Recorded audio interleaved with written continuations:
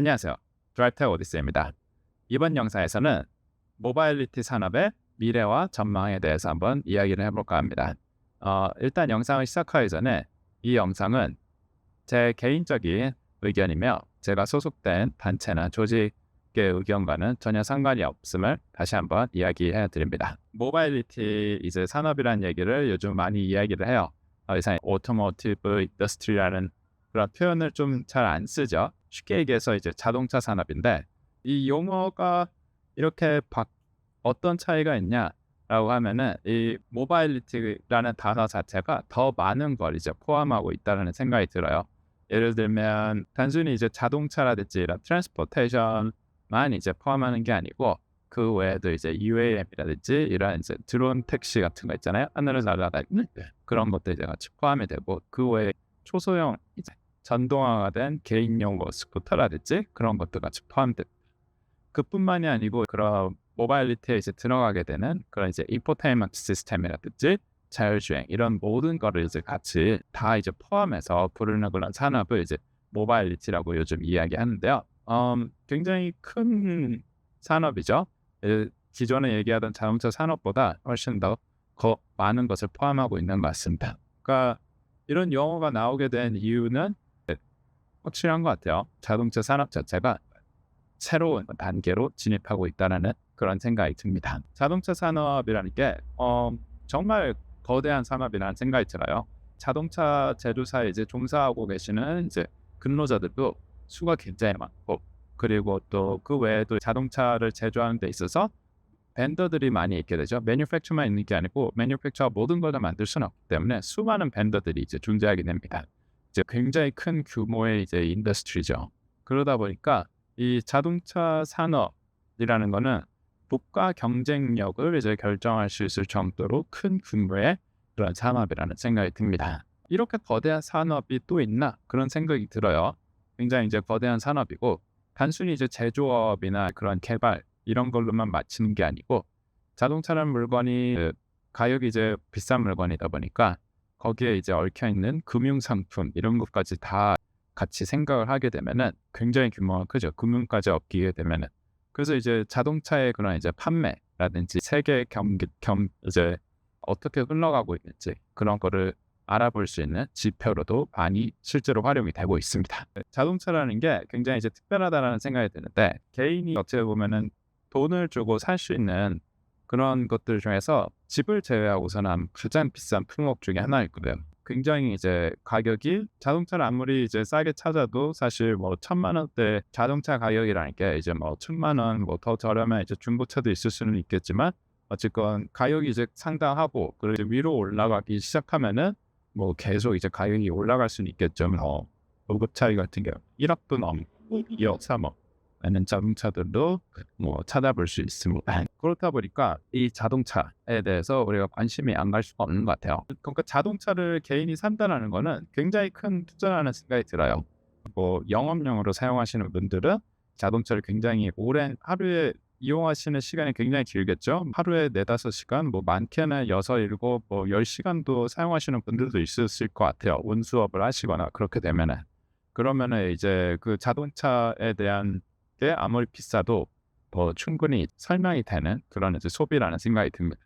근데 거의 대부분 일반인들은 이제 자동차를 출퇴근용이거나 이제 주말에 이렇게 나들이를 갈 때 쓴다든지 뭐 그런 개인적인 용도로 사용하는 경우를 생각을 해보면은 그러면은 하루에 자동차를 어느 정도 시간 운전한다고 생각하시나요? 하루 24시간을 보면은 사실 자동차가 이렇게 도로에서 실제로 이제 운전을 하고 있는 시간이라는 거는 제 생각에는 한 아니면 3시간 평균적으로 그렇게 봅니다. 사실 3시간도 안 되는 경우가 훨씬 많을 것 같아요.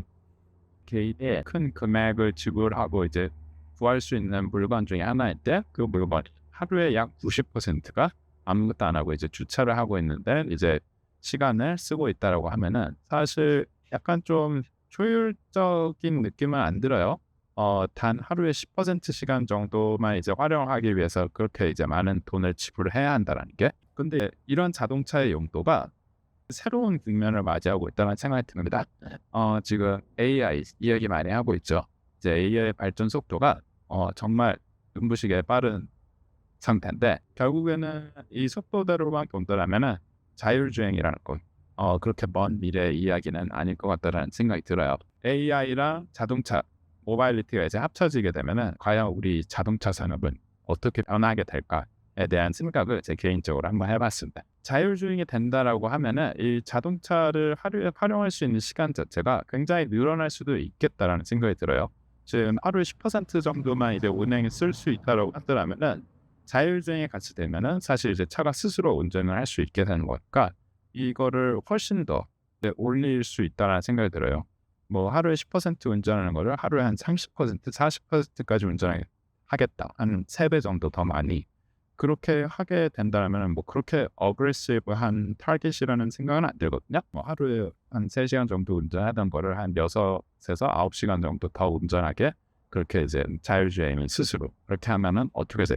그렇게 되면은 아마 정말 많은 문제들 지금 이제 국면하고 있는 문제들을 재검토해야 할지도 모른다는 생각이 들어요. 예를 들어 볼게요. 서울 시내라든지 모든 큰 도시의 가장 큰 문제점 중에 하나일 거예요. 바로 교통 체증이죠. 만약에 지금 한번 생각해 보세요. 이 자동차를 활용할 수 있는 시간을 하루에 이제 주차되어 있는 시간을 훨씬 더 줄이고 3배 정도 더 많이. 그러니까 그러면은 정말 단순 계산으로 해봤을 때 지금 현재 도로 상황에 나와 있는 차의 3분의 1로 줄어도 그러니까 3분의 2가 없어져도 충분히 지금 사용량을 커버할 수 있다는 아주 단순한 계산이긴 하지만 그런 생각을 해볼 수 있게 됩니다. 그러면은 지금 한번 생각해 보세요. 도산대로에 차에 이제 3분의 2가 없었을 때 그러면은 교통체증은 어떻게 될까요? 그 외에 또 어떤 문제가 있나요? 또 하나는 이제 아마 주차일 거예요. 주차 또한 굉장히 골치 아픈 문제죠. 차의 대수가 3분의 2가 사라졌다고 하면은 이 주차 문제 또한 완전 새로운 국면으로 맞이하게 될 거라는 생각이 들어요. 도시같이 이제 굉장히 땅이 이제 제한된 공간 같은 경우 땅이 이제 굉장히 귀한데 주차에 사용되고 있는 공간이 굉장히 많잖아. 이런 공간이 다시 이제 시민의 품으로 돌아갈 수 있다라고 생각을 하면은 그 효과는 이제 굉장할 것 같아요. 여러 가지 방면으로 생각해 볼 수 있을 것 같아요. 녹지로 하는 방법도 있을 것이고 아니면은 뭐 주택만도 해소할 수 있을 것이고 정말 무궁무진할 것 같아요. 좀 더 개인, 퍼스널적인 측면으로 볼게요. 예를 들어서 여러분이 현대 아반떼를 운행을 하신다라고 하면 정확하게 모르겠지만 뭐 예를 들어서 미국 기준으로 하면 한 달에 한 50만 원 정도 들까요? 정확하게 잘 모르는데 뭐 예를 들어서 자동차 이제 할부금은 한 30만 원 정도 낸다라고 하고 그리고 그 외에 이제 보험이라든지 유류비 다 해서 한 10에서 한 달에 한 40만 원 정도, 4에서 50만 원 정도 내면서 이제 차를 이제 운행하고 있는 거 있죠. 그 비용을 만약에 3분의 1로 줄일 수 있다라고 하면은 여러분은 어떻게 하실 건가요? 네. subscription 이런 형태의 구독 그런 소비 형태가 대중에 이제 굉장히 이제 잘 안착된 것 같아요. 불과 한 10년 전만 하더라도 subscription에 대해서 사실은 좀 거부감이 있었죠. 매월 그렇게 돈이 나간다는 거가 그렇게 달갑지는 않습니다. 아무래도 비록 초기에 많은 비용을 들더라도 한 번에 돈을 내고 그 다음에 안 내는 게 더 경제적이다라는 약간 그런 좀 계산이 있어서 그런 거 같죠. 그리고 또 자기가 소유권을 가지고 있는 건 또 다시 팔 수도 있잖아요. 그 물건의 가치가 사라지는 거 아니니까. 그러니까 뭐 예를 들어서 영화 같은 거, 영화 음악 그 당시에는 그런 거를 이제 다 사서 모았다. 근데 더 이상 아무도 그렇게 안 하는 것 같아요. 사실 우리가 지금 자동차를 소비하는 형태 자체가 subscription 하는 거는 크게 다르지 않다는 생각이 들어요. 이제 리스 프로그램이라든지 장기 렌트 아니면은 할부 같은 것도 끝나기 전까지는 사실 내 차라고 보기 좀 힘들죠. 그러다 보니 사실 월 페이먼트가 얼마인지 그게 이제 좀 더 중요한 부분일 수 있죠. 그렇기 때문에 만약에 이제 AI랑 이제 자동차가 합쳐져서 자율주행으로 이제 원활하게 돌아간다라고 했었을 때 우리가 맞이하게 될 자동차 산업은 아마 굉장히 급변하게 될 가능성이 높다라고 저는 생각합니다. 새로운 산업이 이제 등장하게 되면서 결국에는 기존의 산업과 충돌할 수밖에 없다라고 생각이 들어요. 결국에는 어느 정도 이제 좀 파괴적인 그런 형태가 일어날 수밖에 없을 것이고, 근데 결국에는 그 뒤에는 더 많은 이제 산업과 그리고 더 좋은 이제 경제적인 임팩트가 일어날 거라고 저는 개인적으로 믿습니다. 이전에도 우리가 계속 그런 걸 봐왔던 것 같아요. 인터넷을 예로 들어볼게요. 인터넷이 처음 닷컴 버블이라든지 이제 그럴 때 그때만 해도 인터넷에 회의적인 사람들이 굉장히 많았어요. 뭐 예를 들면 아마존 같은 얘기도 굉장히 유명한 일화 중에 하나죠. 아마존 주가는 설명할 길이 없다. 세상에 있는 모든 책을 아마존에서 팔아도 저 주가를 감당할 수는 없다. 이렇게 설명했지만 그때보다 아마존 주가는 훨씬 더 많이 올랐고 지금 아마존 거대한 이제 유통 그 자체가 내버렸죠. 그때만 하더라도 이제 사람들이 인터넷이라는 거에 대해서 개념적으로는 이제 이해를 해도 이제 네트워크가 어느 정도로 이제 사회를 바꿀지에 대해서는 사실 모두가 동의를 했던 것 같지 않아요. 그렇게 되지 않을 거라고 생각하셨던 분들도 많았었던 것 같고 지금 우리 삶을 보면 어떤가요? 우리 삶 자체가 거의 뭐 인터넷에 네트워크에 연결되어 있다고 볼 수 있죠. 지금 시작하는 사업이 뭘까요? 이제 AI라고 한다면은 지금도 이제 버블 뭐 이런 얘기도 많이 나오는 것 같고 예를 들면 우리가 생각보다 그런 이제 비즈니스 모델이 확실하지가 않다. 아니면 수익성이 좋지 않다. 이런 얘기를 많이 하는 것 같아요. 사실이기도 하고요. 근데 멀리 보게 되면은 저는 결국엔 이제 AI라는 것도 우리 삶에 완전 밀착하게 되는 형태로 올 거라는 생각이 들어요. 늘 이제 AI를 사용하게 되게 되는 거죠. 우리가 마치 인터넷을 늘 사용하는 것처럼 모든 삶에 있어서 아마 AI가 서포트 되는 그런 형태로 가게 될 거라고 저는 생각해요. 근데 이제 지금 굉장히 이제 초기 단계인 거죠. 그 중에 하나가 이 전기차 그리고 이 AI 자율주행 이걸로 대변되는 모빌리티라고 이제 생각이 듭니다. 결국에는 세상은 늘 끝없이 변화하는 것 같아요. 제 개인적인 이야기를 하면서 이 내용 한번 마무리해 볼게요. 저는 원래 이제 AMG가 인터널 커뮤니티에서 10년 이상 이제 이거를 한 이제 엔지니어입니다. 그러다가 이제 지금은 전기차 인더스트리로 사실은 완전 커리어를 급변하게 되었죠. 그거를 지금은 여러분들이 생각하셨을 때는 뭐 당연한 피보팅 아니냐, 뭐 커리어 당연히 전기차로 갈아타야 이렇게 쉽게 얘기할 수 있을 수도 같아요.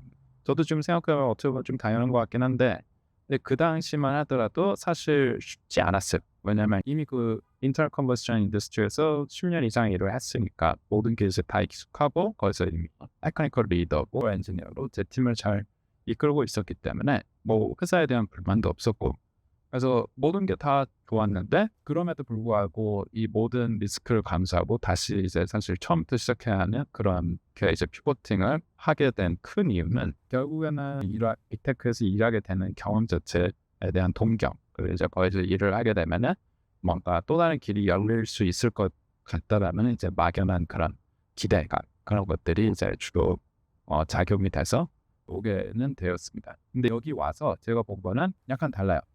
사실 빅테크에만 가면 모든 게 다 잘 풀릴 줄 알았어요. 근데 실상은 여기도 사람 사는 곳이라 정말 경쟁이 치열하고 그리고 사실 빅테크 여기 실리콘밸리라는 곳이 굉장히 이제 잡 시큐리티가 보장이 되지 않는 곳이고 일도 엄청나게들 많이 하세요. 일도 진짜 너무 많이 하시고 너무 훌륭하신 분들이 또 많기 때문에 그런 데서 또 살아남기 위해서는 진짜 쉬지 않고 일을 해야 하는 그런 또 어렵들이 있습니다. 그러니까 이제 어떻게 보면 삶의 질이 이전에 보다 좋아졌다라고 얘기하기에는 약간 좀 어려운 것 같아요. 근데 여기 와서 확실히 변한 건 있습니다. 여기 그러니까 실리콘밸리에 있는 사람들 이제 제가 느끼기로는 미션 드리븐이라는 게 있어요. 미션 드리븐. 저는 일단 종교는 없습니다. 아쉽게도 그 믿음이라는 기프트를 잘못했어요. 미션 드리븐이라는데 그 무슨 얘기냐면은 회사 기준으로만 얘기를 해볼게요.